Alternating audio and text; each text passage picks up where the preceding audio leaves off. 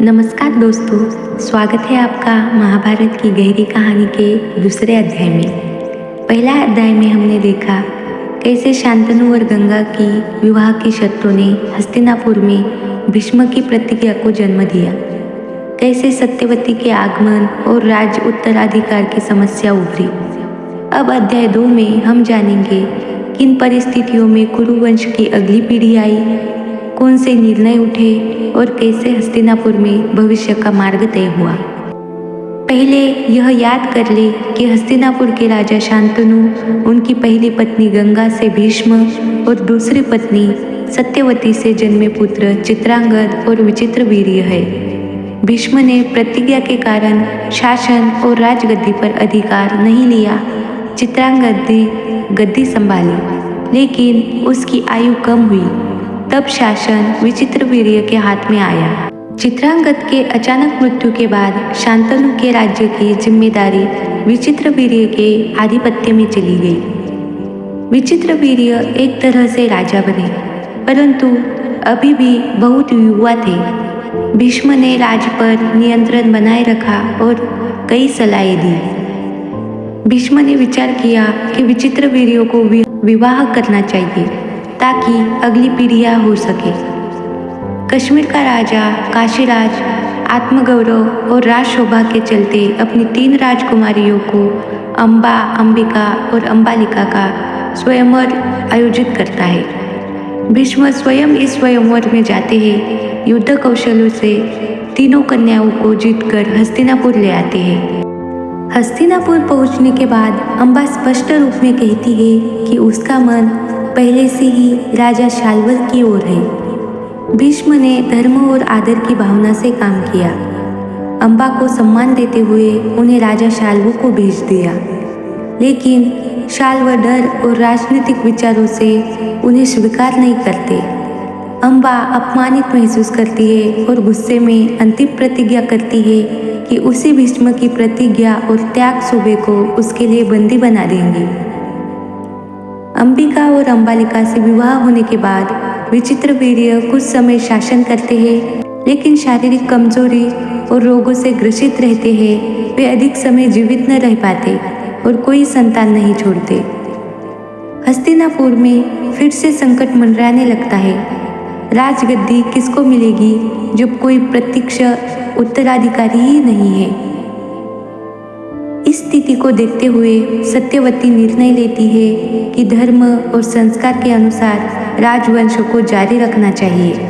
सत्यवती महर्षि व्यास को बुलाती है, जो सत्यवती और पराशर ऋषि के संतान हैं। उनसे आकर प्रस्ताव करते हैं कि नियोग की प्रक्रिया की जा सकती है। दूसरे राज्यनियों अंबिका और अंबालिका से संतान उत्पन्न करना ताकि राजवंश चल सके। इस तरह उत्पन्न होते हैं धृतराष्ट्र। धृतराष्ट्र अंबिका के पुत्र है, पांडु अंबालिका के।